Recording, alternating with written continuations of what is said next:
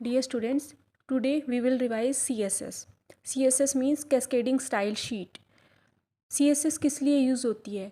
जो web pages हमने HTML की हेल्प से बनाने सीखे उनकी डिज़ाइनिंग के लिए, जो डिज़ाइन HTML में अवेलेबल नहीं है उनकी और भी अट्रैक्टिव डिज़ाइनिंग के लिए हम CSS यूज़ कर सकते हैं।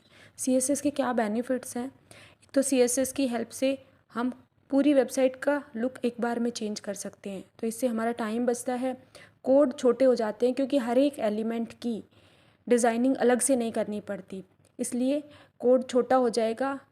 एक एलिमेंट की डिज़ाइनिंग एक ही बार ही हम करेंगे और इसकी हेल्प से फिर कोड छोटा होगा तो कोड में चेंजेस करना इजी रहेगा। साथ में पेज, पूरी वेबसाइट जल्दी लोड हो सकती है तो पेज लोडिंग इजी रहती है। डेटा भी बचता है हमारा क्योंकि कोड छोटा है, पेज लोडिंग जल्दी हो रही है तो हमारा डेटा पैक भी बचेगा। मतलब पूरी वेबसाइट का डिज़ाइन हम एक बार में चेंज कर सकते हैं और बहुत अट्रैक्टिव फीचर्स अवेलेबल हैं हमें, जो कि हमें HTML में अवेलेबल नहीं थे। तो CSS के बेनिफिट्स ज़रूर कर लेना क्योंकि ये डायरेक्ट क्वेश्चन पूछा जाता है 2 मार्कर में। इसके बाद CSS का रूल सेट, MCQ में क्वेश्चन आ सकता है CSS के रूल सेट के कितने पार्ट हैं।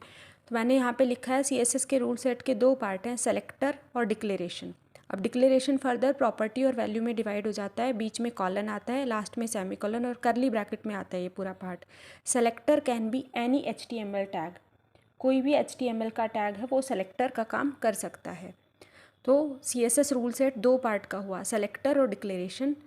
बस हमें इतना ही बताना है। इसका सिंटेक्स आप लिख सकते हो ऐसे, करली ब्रैकेट में मल्टीपल प्रॉपर्टीज़ अगर आप यूज़ करोगे तो बीच में सेमीकोलन लगेगा। ये मैंने यहाँ पे लिख के बता रखा है। अगर आप मल्टीपल प्रॉपर्टी यूज़ कर रहे हो, जैसे H1 के साथ जो भी सेलेक्टर हमने लिया, मान लो H1 कोई भी टैग लिया, HTML टैग H1 है लेकिन यहाँ पे हम select as a selector use कर रहे हैं, इसलिए यहाँ पे एंगुलर ब्रैकेट नहीं लगेंगी।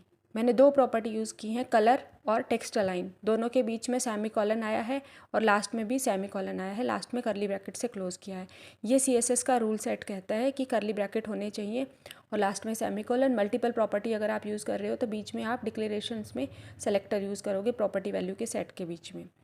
अब how to link style sheet, 3 तरीके हैं स्टाइल शीट को लिंक करने के। डायरेक्ट थ्योरी का क्वेश्चन आता है कि इन तीनों में क्या डिफरेंस है, एक्सटर्नल, इंटरनल और इनलाइन। इन तीनों में डिफरेंस मैंने अलग से आपको यहाँ पे बना के दिखाया है क्लियरली। एक्सटर्नल को हम इम्पोर्टेड CSS भी बोलते हैं क्योंकि बाहर से इंपोर्ट करते हैं हम, मतलब 2 फाइल बनती है, एक HTML की, एक CSS की। CSS की फाइल को .css से सेव करते हैं और HTML की को .html से। इसकी हेल्प से पूरी वेबसाइट का डिज़ाइन एक बार में चेंज कर सकते हैं। इंटरनल को एम्बेडेड भी बोलते हैं क्योंकि HTML कोड के अंदर होती है। इसकी हेल्प से एक वेब पेज का डिज़ाइन चेंज कर सकते हैं। और इनलाइन स्टाइल शीट में सिर्फ एक एलिमेंट, HTML वेब पेज का एक एलिमेंट उठा के उसका हम डिज़ाइन चेंज कर सकते हैं। इसमें 2 फाइल बनेंगी, एक CSS एक HTML। उन दोनों को लिंक किया जाएगा। कैसे? लिंक टैग यूज़ करेंगे हम हेड सेक्शन में, HTML वाली फाइल में, CSS वाली में नहीं। अभी मैंने अगले पेज पे दोनों एग्जाम्पल लिख रखे हैं। इसमें एक फ़ाइल मिलेगी .html से सेव होगी। इसमें हम स्टाइल टैग यूज़ करेंगे हेड सेक्शन में ही। इसमें भी हेड सेक्शन का यूज़ हुआ, इसमें भी हेड सेक्शन का। यहाँ हेड सेक्शन की नीड नहीं है, हेड सेक्शन के को छोड़ के हम डायरेक्ट बॉडी टैग में यूज़ कर सकते हैं। इसमें स्टाइल कीवर्ड यूज़ होगा HTML टैग के साथ। HTML फाइल में ही एक ही फाइल बनेगी जिसकी एक्सटेंशन .html होगी। अब तीनों के एग्जाम्पल लिख रखे हैं मैंने नेक्स्ट पेज पे। वैसे मैंने जो तुम्हें नोट्स दे रखे हैं उन नोट्स में भी सारा लिखा हुआ है। अब external style sheet, external style sheet में 2 फाइल बनेंगी, मैंने अभी कहा, एक CSS एक HTML। पहले हम CSS फाइल बनाते हैं। CSS फाइल में कोई भी HTML टैग यूज़ नहीं होगा। अगर मैंने यहाँ बॉडी लिखा है, this is not HTML tag, this is selector, body selector है। और यहाँ पे प्रॉपर्टी, सिर्फ 2 ही चीज़ें याद करनी है CSS में, सेलेक्टर और प्रॉपर्टी। बॉडी में यूज़ किया है, इसका मतलब पूरे वेब पेज पे अप्लाई होगा। मैंने यहाँ पे लिखा बॉडी बैकग्राउंड कलर, जो BG कलर हम यूज़ करते थे यहाँ पे बैकग्राउंड कलर यूज़ होगा। मल्टीपल प्रॉपर्टी यूज़ कर रहे हैं अगर तो सेमीकोलन यूज़ होगा। इसमें लास्ट में मैंने सेमीकोलन लगाया। 2 वर्ड्स का है प्रॉपर्टी का नाम तो बीच में डैश आएगा, हाइफन जिसे हम बोलते हैं। इसके बाद मैंने इसको करली ब्रैकेट से क्लोज किया। फिर मैंने दूसरा एलिमेंट लिया एक H1, ये भी क्या है, सेलेक्टर है। इसके अंदर मैंने 2 प्रॉपर्टी यूज़ की, कलर और मार्जिन लेफ्ट। और इसके बाद इस फाइल को मैंने सेव कर लिया one.css। अब इस फाइल को मुझे एक्सटर्नल फाइल से मतलब HTML की फ़ाइल से लिंक करना है, क्योंकि मैं तो एक्सटर्नल स्टाइल शीट कर रही हूँ। अब इसमें HTML हेड में हमने टैग यूज़ किया लिंक। ये सिंटेक्स बहुत इंपॉर्टेंट है, as it is link relation. मुझे किससे रिलेट करना है? स्टाइल शीट से। किस टाइप की फ़ाइल है मेरे पास? टेक्स्ट की फ़ाइल है और CSS फाइल है। और HREF लिंकिंग के लिए यूज़ होता है, हाइपर टेक्स्ट रेफरेंस बोलते हैं जिसे। वहाँ पे मुझे उस फाइल का नाम लिखना है जो मैंने CSS की फ़ाइल अभी बनाई है। इस फाइल का नाम लिख के मैंने हेड टैग को क्लोज़ कर दिया। उसके बाद नॉर्मली मैं जैसे अपना HTML की फ़ाइल बनाती हूँ, मैंने बॉडी टैग लिखा, बॉडी में जो भी कंटेंट लिखना है लिखो। यहाँ पे क्योंकि मैंने H1 यूज़ किया था, इसलिए यहाँ पे मैं H1 ही यूज़ करूँगी, तभी वो डिज़ाइन अप्लाई होगा। H1 और यहाँ पे कंटेंट लिखा। देखो यहाँ पे मैंने कोई कलर वगैरह अप्लाई नहीं किया, लेकिन रिजल्ट क्या आएगा? मेरे वेब पेज का बैकग्राउंड कलर कैसा शो होगा? रेड, क्योंकि मैंने CSS की फ़ाइल में डिफ़ाइन किया था रेड। यहाँ पे मुझे मेरी H1 कंटेंट जो होगा, जो भी कंटेंट होगा, उसका कलर कैसा होगा? ग्रीन। और मार्जिन, लेफ़्ट साइड से मार्जिन होगा 20 पिक्सल का, क्योंकि मैंने CSS फाइल में ये डिज़ाइन H1 के लिए सेलेक्ट किया था या डिफ़ाइन किया था। तो वो यहाँ पे लिंक होने से वो अपने आप अप्लाई हो जाएगा। तो ये रहेगा एक्सटर्नल CSS का पूरा, कैसे लिंक करते हैं फाइल बना के अलग से। अब है इंटरनल CSS। इंटरनल CSS में कुछ भी नहीं करना है। जो फाइल हमने अलग से बनाई थी उसको इसके अंदर ही मतलब एम्बेड करना है। जो CSS की फ़ाइल हमने अलग से बनाई थी उसका जो भी कोड था वो as it is style tag में लिख देना है। HTML हेड के अंदर यूज़ होगा यहाँ पे स्टाइल टैग में CSS का कोड लिख दिया एज इट इज़, और बाद में सेम एज इट इज़ लिखा है जैसे हमने एक्सटर्नल में लिखा था। मतलब CSS का कोड यहाँ अलग से ना लिख के और इसी फाइल में स्टाइल टैग, हेड टैग के स्टाइल टैग में लिख दिया है। और इस फाइल को हम किसी भी नाम .html एक्सटेंशन से ही सेव करेंगे, क्योंकि इसमें एक ही फाइल बनेगी।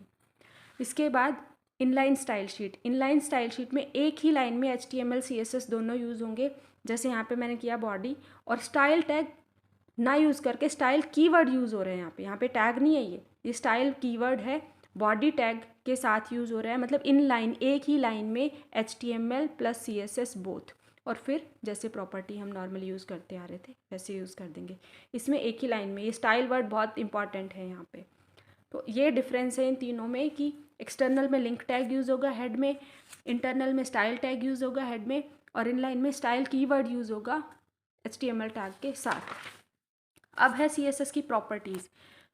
जैसे हम BG कलर यूज़ करते थे HTML में, यहाँ पे यूज़ करेंगे बैकग्राउंड कलर। ये प्रॉपर्टी यूज़ होगी वेब पेज, वेबसाइट या एलिमेंट के बैकग्राउंड कलर के लिए।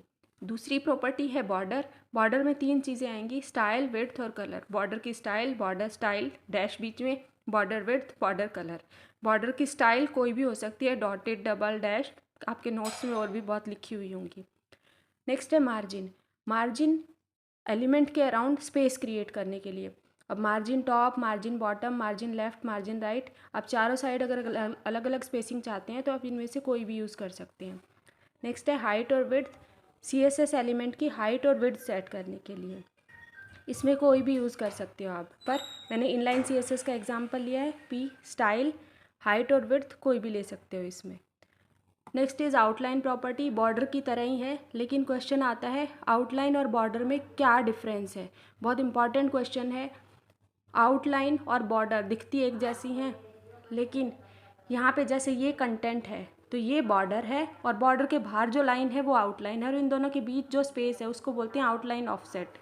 तो यहाँ पे बॉर्डर ओवरलैप कर सकते हैं, आउटलाइन को ओवरलैप नहीं कर सकते। मतलब साइड वाले एलिमेंट के साथ आउटलाइन ओवरलैप नहीं होगी।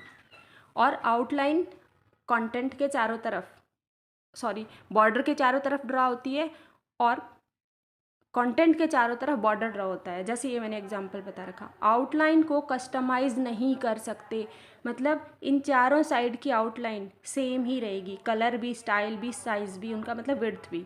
लेकिन बॉर्डर चारों साइड का अलग अलग हो सकता है। मतलब बॉर्डर का हम चारों साइड का कलर अलग अलग कर सकते हैं। जैसे border top style, border bottom style, border left style, border right style. तो चारों साइड का स्टाइल भी, कलर भी, विड्थ भी अलग अलग कर सकते हैं, यानी कस्टमाइज़ कर सकते हैं उसको अपनी मर्ज़ी से। लेकिन आउटलाइन को कस्टमाइज़ नहीं कर सकते। ये क्वेश्चन बहुत इंपॉर्टेंट है, 2 मार्कर में आता है। बॉर्डर और आउटलाइन में क्या डिफरेंस है।